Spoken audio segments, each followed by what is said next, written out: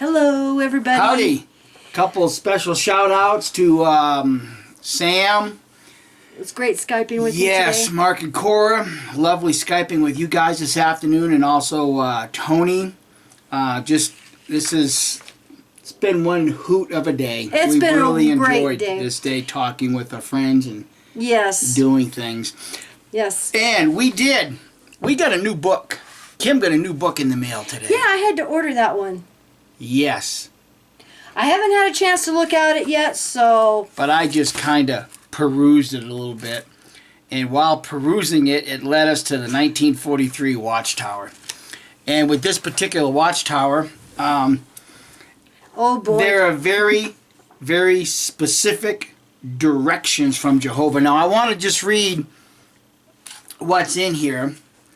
It says, the Watchtower reveals direct communications and quotations from Jehovah God. This is And we're like, what? Yeah, this is the July 1st, 1943, page 205. Now, I just happen to have that. for most of us, we've already read some of this stuff.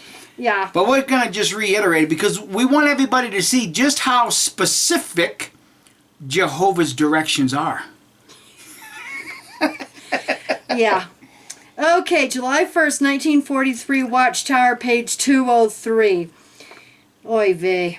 Yeah, and she actually ran out of the highlighter when she was trying to highlight this nonsense. Yeah, because almost the whole thing is highlighted. But I'm going to try to pick and choose through here and not read everything or like paraphrase it or something. Okay, it starts in the first full paragraph in the first column. Every organization requires specific instructions for all those who serve in it. In the past, the Lord issued His organization instructions to His servants through His central agency or channel. Each one joyfully accepted his part therein and faithfully carried it out. They still do. Oh, yeah. Second paragraph. Now the apostle says, Jehovah speaks to us through His Son. The Son has returned as King. He has come to His temple. He has appointed His faithful and wise servant, who is His visible mouthpiece, and says to those who are privileged to represent Him upon the earth, this gospel of the kingdom shall be preached in all the world for a witness unto all nations. Then they go on to quote some more scriptures about going into the cities and you become fishers of men. All right, the next paragraph. These expressions of God's will by His King and through His established agency constitute His law or rule of action for the faithful and wise servant and for their goodwill companions today who will dwell upon the earth forever in the new world. The Lord breaks down our organization instructions further and makes them more practicable by further instructions through His faithful and wise servant. He says, that's right. Let us assign the field, the world, to special pioneers, regular pioneers, and companies of Jehovah's Witnesses in an orderly way. Now here they call them companies, but now we know them as congregations. Yep.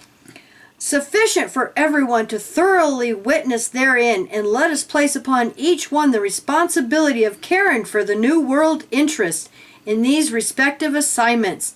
He says, the requirements for special pioneers shall be 175 hours and 50 back calls per month. Those are now called return visits, which should develop into a reasonable number of studies, and for regular pioneers 150 hours and as many back calls and studies as can be properly developed during that time. And for company publishers, he says, let us make a quota of 60 hours and 12 back calls. I love how they say let us, like let us make man in His image. Yeah, let us. Yeah, exactly. Oy vey.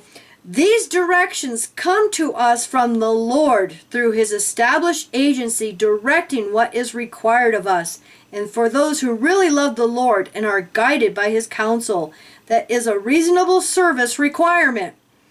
This expression of the Lord's will should be the end of all controversy. It is for your good that these requirements are made, for thereby you are enabled to prove your integrity and magnify the Lord's name.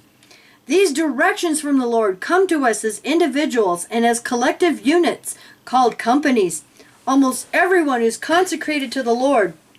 I'm silently chuckling inside because I know what the punchline is.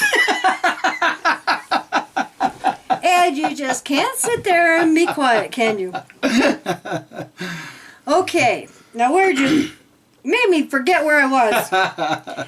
Almost... You're taking this way too seriously, dear, because you know what the punchline is, too. Well, I'm trying really hard not to laugh at this ridiculous, the Lord says, and let us... Yeah. Almost everyone who's consecrated to the Lord recognizes that a company requires organization in order to function properly. But not all of these same brethren appreciate the fact that as individuals require just as complete an organization to carry out their individual responsibility as the company does. So then they go on to talk about how they're going to have territories now and personal territories, and that you would want to choose one that was close to your home because traveling will take too much time and you want to dedicate more time to the Lord's work. And then it says... I love this one, though, because it talks about you wouldn't want to leave your own city and go to a city 20 miles away, held by someone else, and try to systematically witness in it. Every intelligent person will admit that that would be not only foolishness, but rank unfaithfulness to the Lord. And then I'm going to skip down here. Last paragraph on this page. The Lord, through his faithful and wise servant, now states to us, okay, the Lord speaking, so we better listen, now states to us, let us cover our territory 4 times in 6 months.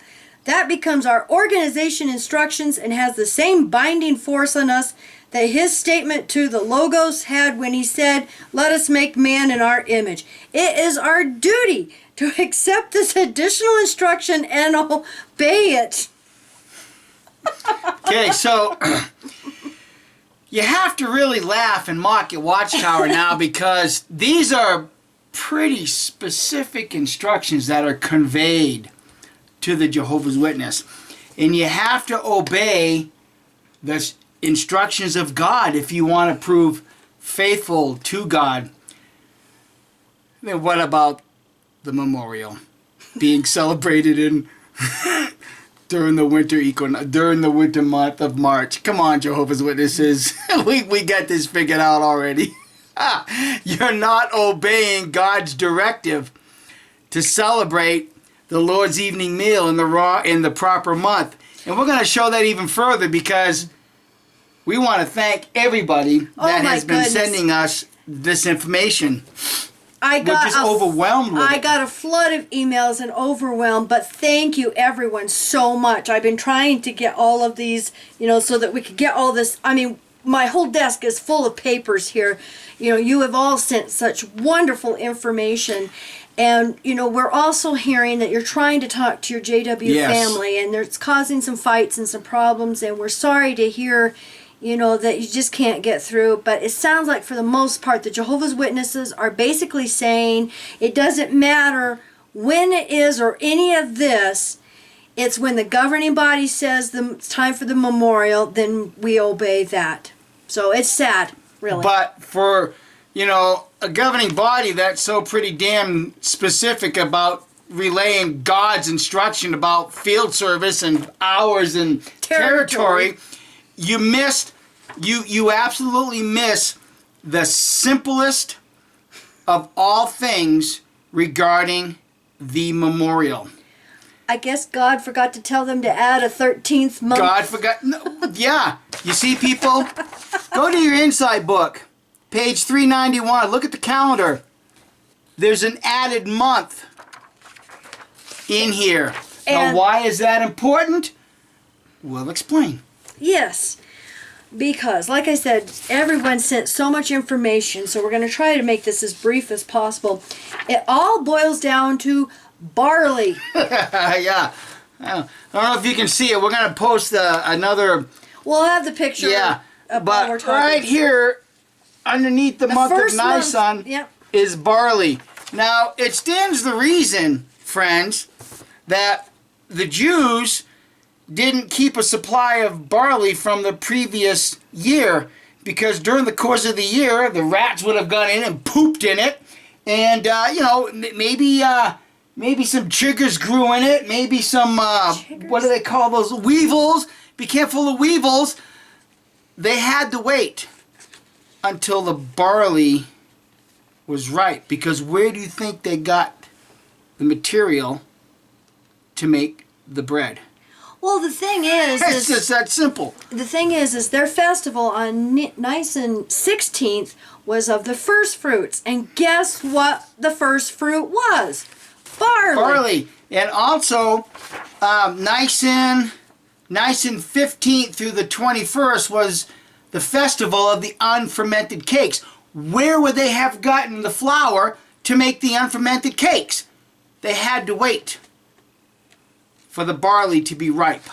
And that happens in spring. But there's some supplemental information. Yeah. Now, who do we want to thank here in this one? Okay, this is from No One Special. Thank you. Appreciate it. And I'm not going to read all of this, but he's talking about, how Watchtower figures it, and that's how they did, is like, it's only 11 days from the new moon of March 9th to the spring equinox, so they just use that one, and that's why it's the 23rd this month. But they are forgetting some very important stuff, of how the Jews would figure this. You mean to tell me they're forgetting Jehovah's specific instructions on how to prepare for the Lord's evening meal? Yeah. Well, like No One Special here mentions, right here, especially because God mandated at Leviticus 2:14. If you offer a grain offering of your first fruits, the wave sheaths, to the Lord, you shall offer for the grain offering of your first fruits green heads of grain roasted on the fire, grain beaten from full heads. Okay, now I'm going to read this paragraph above this. The month of Nisan begins not only after the first new moon nearest the spring equinox, but begins only after the necessary adjustments to keep spring/Nisan/Aviv/Abib. Necessary adjustments. Yeah. Consistently aligned with the maturing of the barley in the fields, as the wave sheaf offering began the feast of first fruits, or the count to Pentecost. Obviously, the requirement of having ripened barley available for the wave sheaf offering was an extremely important factor at the start of each year, and since the people could not eat it until it was offered, it was vital to identify the correct month that would be of Nisan/Abib. And then he goes on specifically because God mandated, okay? This specifies that the first fruit offering of Abib barley could be either one parched in fire or crushed caramel. Therefore, at the time the grain is given as an offering, if the seed within the barley heads have not matured past the milky stage and would simply burst open when squeezed or parched in a fire, it is not yet Abib. So, under the mentioned conditions, if the barley have not matured even after viewing the first new moon nearest the spring equinox, then the Jews would wait another month, adding the V-Adar, the 13th month, to their calendar, creating a 13th month. The following new moon will then be the beginning date for Nisan, at which time 14 days from that point would be the official Passover. The Jews were supposed to guard the month of Nisan as the important month called for their celebration of the Passover. Again, Watchtower knows about that 13th month adjustment. Don't you, Watchtower? Oh, yeah, you damn well do, because this is in your own reference work. Okay, here in the Insight book, Volume 1. Like he said, you will find this calendar on page 391, I believe it is. Well, what I'm going to do is I'm going to go to page 256, under barley. And the second column on page 256, the second paragraph, it's talking about barley and how important it was, and about, a third of the way down. Barley matures more rapidly than wheat, and the harvest began in the early spring during the month of Nisan. Okay, commencing in the hot Jordan Valley and continuing in the higher, more temperate sections until it reached the highland plateau. Barley harvest thus marked a definite time of the year, and its start corresponded to Passover time.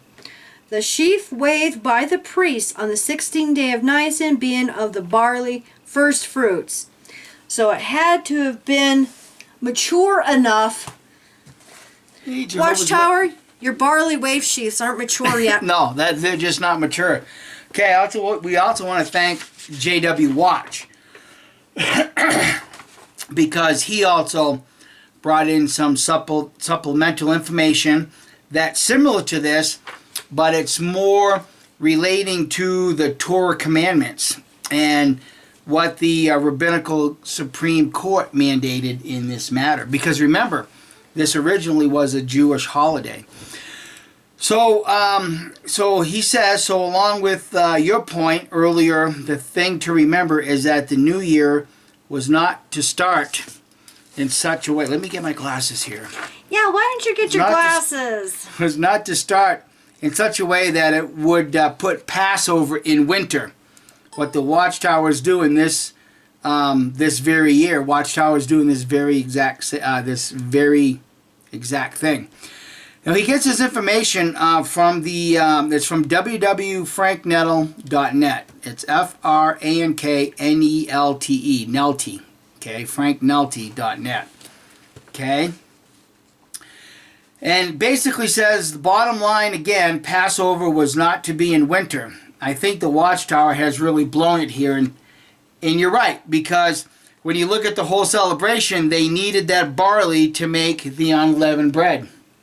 But, now this is the quotation from the franknelte.net article. Therefore, the Torah commands us, guard the month of spring, and make then the Passover offering. This is a directive to the Sanhedrin, which is the Rabbinical Supreme Court, to constantly adjust the calendar to ensure that Nisan, the month of the holiday of Passover, always falls during the spring season. This is accomplished through 13th month leap years, which were added to the calendar approximately once every 3 years. During those years, a second month of Adar was added to the calendar. And again, it's the Adar right here. Watchtower is aware of this. Yeah. Now we know, done. I wasn't done. You mean I interrupted you for a change? Yeah, because there's still some more stuff. Okay, well. Hold that thought. While the Sanhedrin presided in Jerusalem, there was no set calendar. They would evaluate every year to determine whether it should be declared a leap year. Several factors were considered in the course of their deliberations. The primary factor, which overrode all others, was the spring equinox. If the spring equinox would fall later than the first half of Nisan, i.e. on the 16th or later, then the year was automatically declared to be a leap year. However, it wasn't enough for Passover to fall after the equinox, when it was officially spring. Like spring, conditions needed to be evidenced. If in the land of Israel the barley had not yet ripened and the trees were not yet blossoming with seasonal fruit, that too was sufficient reason to delay Nisan by adding a second month of Adar. Spring should be felt. It should be bright and green. You done now? Dan Watchtower got it wrong. Yes, I'm done. What I was going to say is, I know some will say, and especially witnesses are going to say, you know what, it doesn't matter about the Jewish calendar has changed and all of this. The thing is Jesus was a Jew, and they were following, these festivals and dates and stuff. And like we've mentioned before, they actually had the Lord's evening meal on the preparation day. Now, someone else has sent me this. Now, for this year, Now, we know we don't have to have the barley, to wave the sheaves and stuff. But if you want to follow the actual anniversary of when the Passover, and this celebration would be, this is the 2016 Aviv Barley Report. Okay? From the renewedmoon.com. And then it quotes, some scriptures about, the beginning of your renewed moons. Okay, the Aviv Barley Report for this year, 2016, is negative. Aviv barley searches within the land of Israel found no fields containing mature barley in the quantities reasonable to harvest. Those that were found were sporadic stalks mixed with many others still in the dough stage, too delicate to parch in fire. Although it is very likely these fields will be ready to harvest within the coming weeks, no fields were considered Aviv at the time of the renewed moon. And it is this event from which we are to begin counting days to the spring festivals as commanded in Leviticus 23. We are not commanded to speculate or make educated guesses, but instead determine the first renewed moon of the year as the renewed moon of Aviv. Therefore, a 13th month will be observed. So, if the governing body would go on the internet, all they would have had to go and get this report, people that actually walk in the fields and would have told them stupid they are.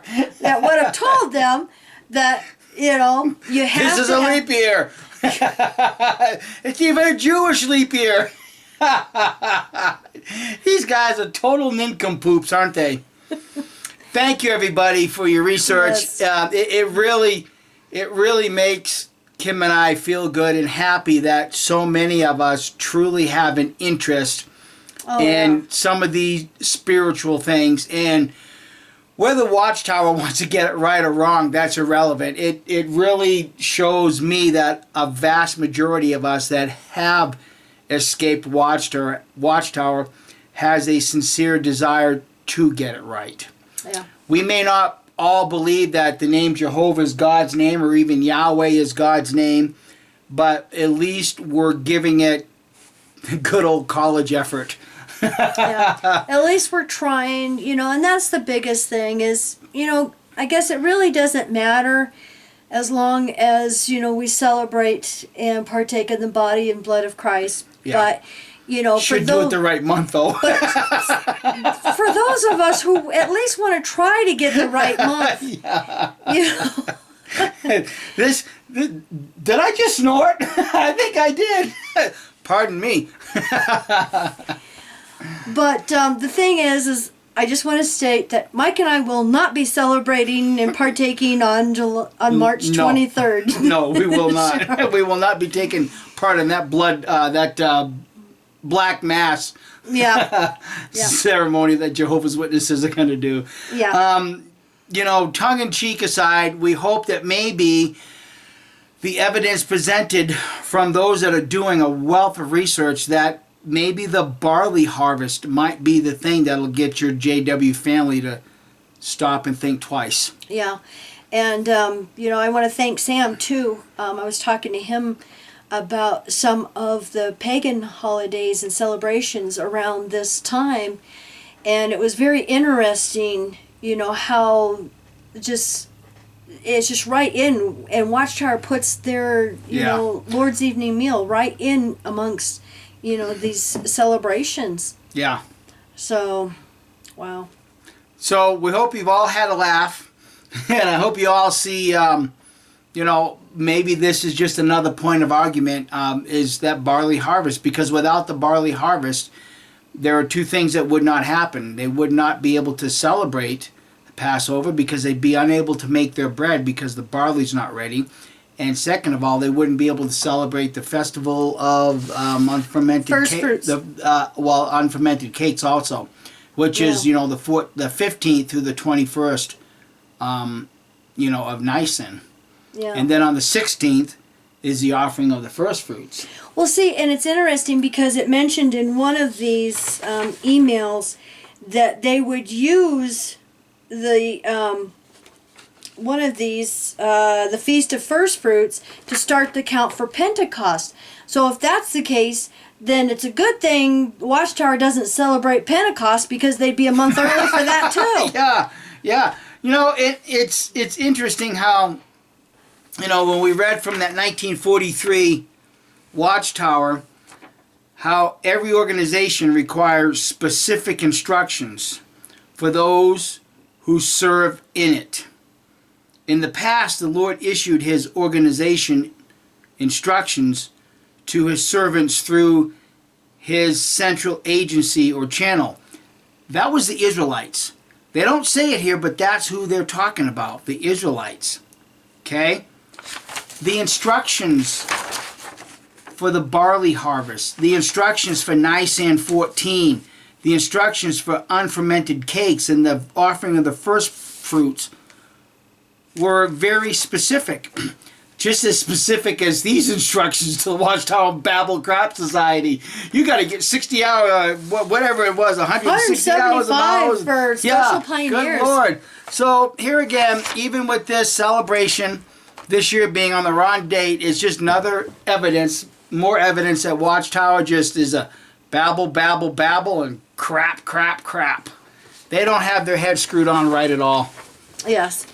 So thank you, everyone, and we send our love out to everyone. Yeah, we're going to post some of this stuff down below in the video so that you can readily access this stuff. And again, thanks to JW Watch and No One Special, and to everyone else that's been sending us this stuff. We truly do appreciate it, and it just shows conclusively that, you know, the Watchtower and Bible Crop Society have got the wrong date for the Memorial of Christ celebration. And isn't that ironic, coming from an entity that claims to be serving in heaven with Christ and following Christ, and they can't get this right? They refuse to get it right. They even know about the 13th month being added into the Jewish calendar. They even know about it, and they refuse to follow it. This is just another slap in the face of, the Lord. So yep, exactly.